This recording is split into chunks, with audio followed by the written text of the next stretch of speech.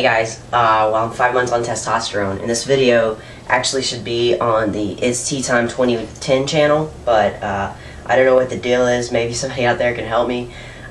It's not accepting any of the passwords I put in from this IP address. Like if I use an IP address from like someone else's computer, completely different location, then it'll accept it. It accepts my iPhone, but it doesn't accept this particular IP address. I don't know what's going on.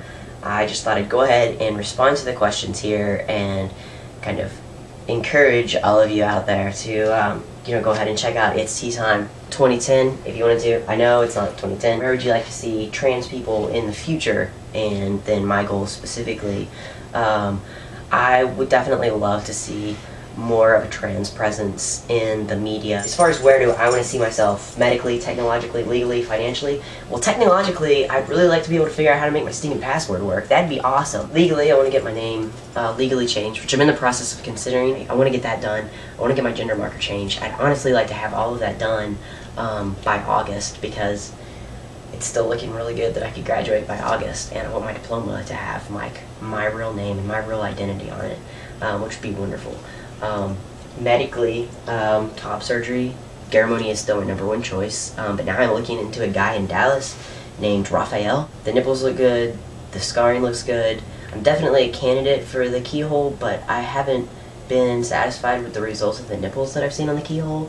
I would be okay with getting the keyhole if I could still get the nipple grafts, and I don't know if you can get nipple grafts and keyhole. If you have any information about that, feel free to let me know.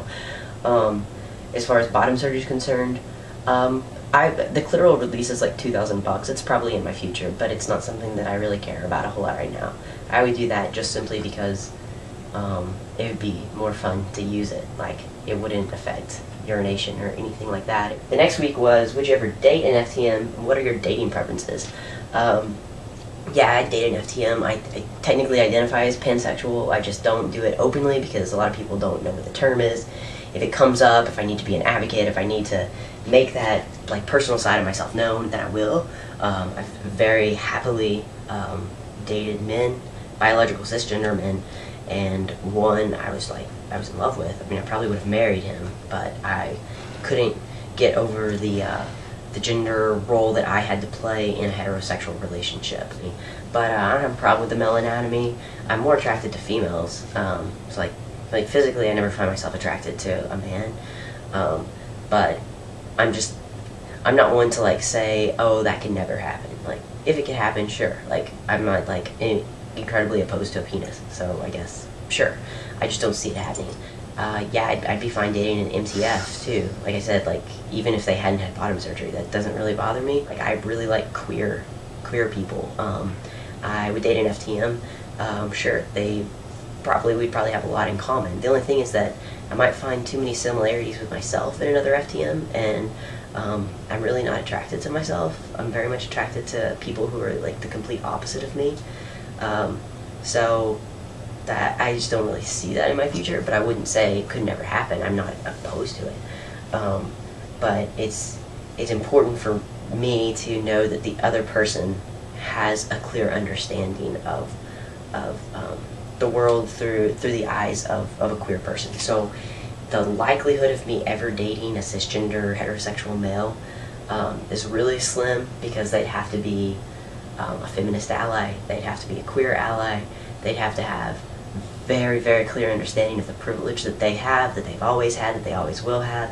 And I kind of think that I would probably, I've never met a man who has those qualifications, a cisgender man. So I don't see that in my future, and I'm really happy with my girlfriend now, who identifies as bisexual, which works out perfectly for me. How are transgendered individuals perceived in the media, and what do you think is the best way to counter the image if it's an inaccurate image? Well, in the United States, the only thing that comes to mind as far as recent portrayal of trans people in the media is the Oprah Winfrey Network and the OWN channel, or the Oprah Winfrey Network is OWN. I don't know what the channel is called, but they did this thing on transgender people, and a guy on here, I think his name is Landon, he was on it too. And I think they did a really good job. It's the most modern and recent thing that I've seen in the media that has trans people. I think they portrayed they portrayed things pretty well. I wasn't displeased with it. I know that Barbara Walters has done stuff, Tyra Banks has done stuff. Let's see, I really think Ellen needs to jump on the bandwagon. Ellen seems to have some really old school opinions of gender, though. Like if you ever watch her show and you listen to things that she'll say, like she's seems to be a big believer in like pink for girls, blue for boys, this sort of thing. So it would be really great to see Ellen kind of like broaden her mind a little bit and stand for the differentiation between butch lesbian and female to male person. So I think that lots of times what you get in the media is what pulls people's emotions, which is usually the really devastating psychological and emotional side of what it's like to be a trans person. And I think that sometimes what that does is it just reifies the idea that other cisgender people have that trans people are all sick in the mind. Because we do still have this label of gender identity disorder. Frankly, I don't feel like I have a disorder. Nothing about my transness interferes with my daily life. It did for a while, and the reason it interfered is because I was so stuck in gender stereotypes that I couldn't accept myself.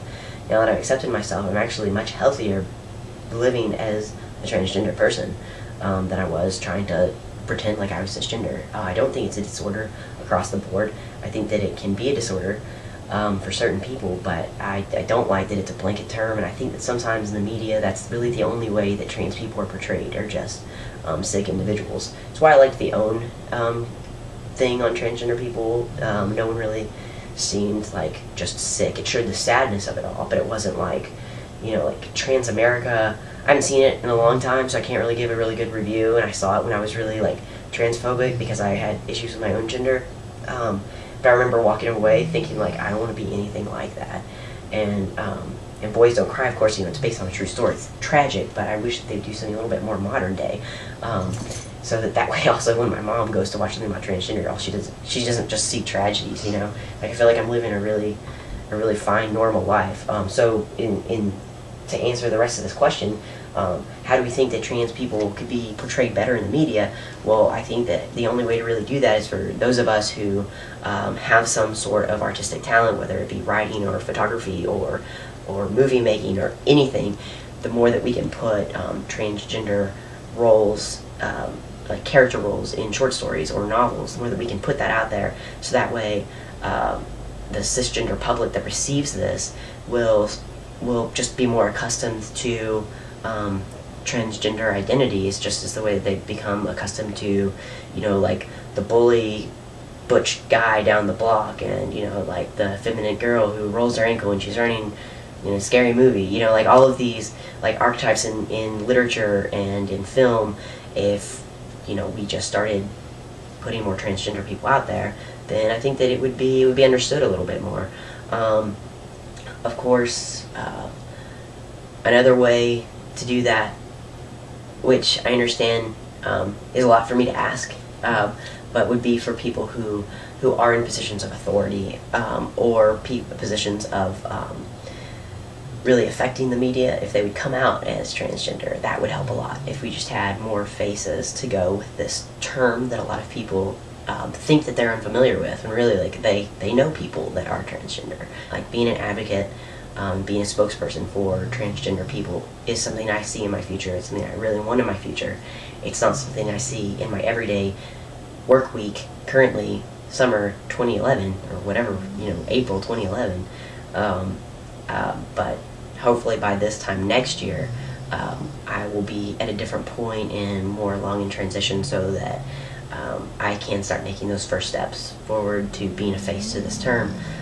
There's a guy on here called his name is Warren, but his channel is like Silly and Succinct. He's actually asking for writing pieces for people who are transgender. It's a fictional work, so I don't really write fiction, so I'm not going to submit anything. But I think it's a wonderful idea. But it would be for people who are transgender to just kind of just like sort of a fictional anthology from transgender authors. You don't necessarily have to write about transgender people, but again, the more that we can actually put like a transgender character in fictional media, I think that really does manipulate minds of other people, because we are a society that is so that's so dictated by what we see in media, it feels. Do check out It's Tea Time. It's a really good channel, and the guy that started it, Parker, is kind of one of those like YouTube like trans role models of mine. Like, he's a good family man, seems to really stay in touch with his his family even through transition, and I don't know, it's a good channel, so check it out. And for those of you that follow the channel, I'm sorry that I haven't been putting up my videos. I don't know what to do.